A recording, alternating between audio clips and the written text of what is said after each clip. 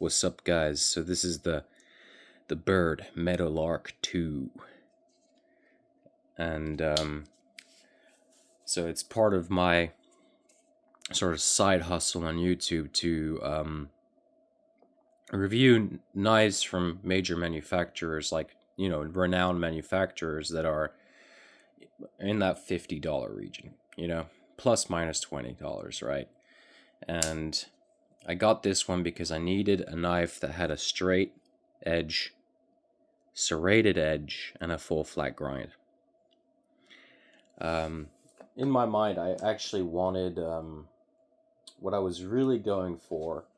What I was really going after was actually the Karakara 2, but all the and blades similar to this blade shape. But unfortunately, all the local suppliers were out of stock on those, and this is really my only option. Now, the benefit of this particular design is when you have a point like this, you can really stick it between things, and it behaves very much like a sort of karambit style blade profile. So I used to be a really big fan of those karambit style blade profiles, those talon style blade profiles, but I carried those for years, you know, and over time I began appreciating this design more and more, because it does pretty much everything that those do. And you know, if you're holding it, you see it's you're getting pretty much the same action out of it. And so I've sort of started leaning away from those talon style blades, leaning more towards these kind of box cutter style blades. And I've also, as many of you know, I've started to appreciate serrations greatly. Now, one thing that people don't understand about serrations, which generally, if you don't know this, it's hard to appreciate them. But if you're running your edge on a hard surface, say you're cutting rope against a steel tube or something, it's a situation where you have to do that, only the very tip of those serrations are going to get damaged, and they won't necessarily affect that damaging of the very tip won't actually necessarily affect the overall performance of the knife that greatly. And so you get an extreme amount of preservation of the edge that's in between each of those spikes. So you can damage those spikes a lot. And you can see, if you go into your kitchen and you pull out a steak knife that's serrated, and you can run it on a ceramic plate. You can cut your steak on a ceramic plate, and it'll continue working and performing really well for 20-30 years without any issues, because the space between each of those spikes in the serrations, that steel is still really sharp. It's still factory sharp, because that edge has actually been protected. So when it comes to appreciating sort of one of the core functions of a serrated blade, you'll begin to carry it more and more. And another nice thing with a straight edge profile like this, especially when you have this full flat grind and it's very thin here behind the edge, you can do a saw cutting motion with it. So you can do sort of precise 90-degree sort of carpenter saw cuts into things, which is nice, because with, you know, regular blades, it's not always, you know, these are my two EDCs, right? This is like pretty much the only knife I carry. You know, now I'm testing this and playing with this as well. There will be a stainless steel version of this coming out as well at some point, but this is my go-to EDC knife, and so I use this for all the straight edge, like all this plain edge cutting, and this is more than enough for me. So, and these you can order from my website, hotmetalknives.com, and in a couple weeks the price will have to be raised to 150 euros each, because of the distributors' prices and costs. And then of course I have this as well as my other EDC, because I need the bottle opener and I need the scissors, which are amazing. great value for money. It's just kind of difficult to carry this. So overall, I ordered it. I was a bit skeptical because it wasn't exactly what I wanted, but you know, for 45 euros, it's definitely worth the money. It's really quite good value for money. Now, of course, you're not going to get like these perfect grounds. You see, it's a little bit off, but whatever. It's a solid lock. It's very well engineered. You can, one of the cool things as well is you can move this pocket clip from here to there, to there, to there. So you can actually, there's 4 different locations. And if you're into lanyards, they even have that available for you. The texture does look kind of cheapish, right? This type, I mean, it's super well injection molded. It's excellent injection molding. I just think the design itself makes the knife look a little bit cheaper, but it is really nicely injection molded, so it is very high quality. It's just the design of it, I think that's a bit odd, but it's quite decent. There's nothing wrong with it. It's nice to have this jimping here as well. The grip for the sawing action makes a lot of sense. You can use it very much like a karambit, like I was saying, cut like this. So immediately, I was a little bit skeptical when after ordering it and after I got it. I was like, I don't know if this was, you know, such a smart purchase.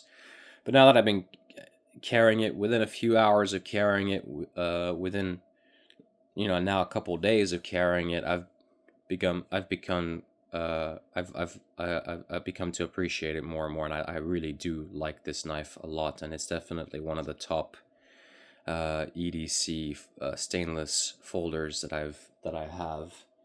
And you know, one of the key things about folding knives, and I've said this before, is that often with folding knives, the handles are just so bulky and so and so heavy and so thick. Like, okay, this is maybe not the best example, but you can sort of see it here, where your proportion from handle to blade is just a little bit off. Like, the blade is a lot smaller than it's actually a lot smaller than it looks, generally. And then you got a lot of bulk on the handle, and a lot of metal. So it's a pretty sick knife. But I didn't bring my other folding knives here, so this is a very decent package. It's worth the money. I would say it's definitely a good knife. I don't have any problems with this, and I love carrying it, and I feel like it does what it's designed to do super well, and it does everything that I want it to do more than very well. So, you know, it replaces the karambit style blade profile for me entirely. There's really not much more to say about the Byrd Meadowlark 2. Again, it's a cheap blade. I've been carrying it for a couple days. It's so nice for cutting cardboard. It's really nice for a little like paring knife work as well. You want to use a wooden cutting board. You don't want to damage that tip on a ceramic plate, but still. So it's everything that I want it to be. It performs better than I thought it would perform. It's very nice. It's very easy to carry. It's very light.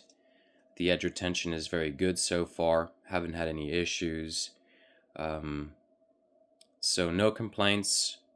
I don't even know if I'll have to do an episode 2 unless something new comes up. Very, very nice. Very pleased with it. I would say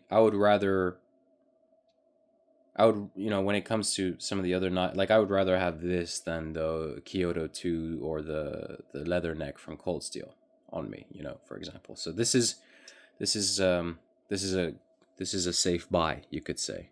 Now again, this might not be what you're looking for. This might not be the knife that you're looking for, because the thing is, I'm not getting this as a primary knife.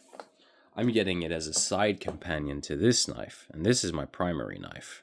This is my everything, everywhere carry. And so it's kind of like why you would carry a Leatherman or a Swiss Army knife alongside your main EDC knife. It has these extra functions that are not that are much more conducive to certain tasks, and it's nice, that it's nice to have around. So overall, I would actually say that so far, after a few days, this is like a 10 out of 10.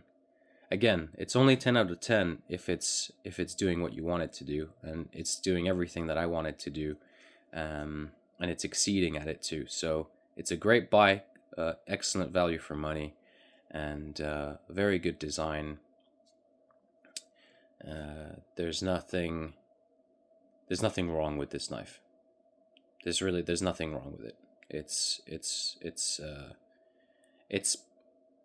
literally perfect for what I want it to do, and it does everything that I want it to do, and better than what I was expecting. And it's all for $45. So if you're, again, serrations are not for everyone, but I think if you want to experiment with serrated knives, this is a good place to start. And that's maybe the key thing from this video, is that if you're not entirely sure about serrated knives, this is a really good place to start this design. Now, one thing I do have to say on that is that if you want to get the most use out of a serrated knife, you want a full serrated knife, but you may want to have the tip come up, right? So that you're serrated something like this. This is one of my knives that I made for fun.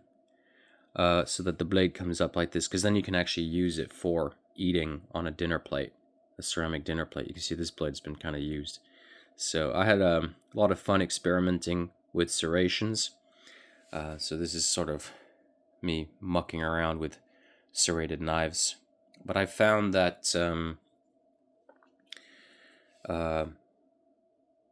as a right-handed person, you see, this performs way better as a serrated knife, like, because the way, you see how it's like the serrations are on this side, and I have the serrations on this side. So when you're cutting like this, you're cutting like this.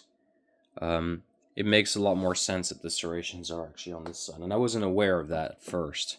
So, and because I've been experimenting with serrations, one of the kings of serrated knives is Spyderco, so I figured out might as well get a Spyderco and test out their serrations and see how to improve on my own serrations. But so far, 10 out of 10. Great value for money. You're not getting ripped off. Super quality.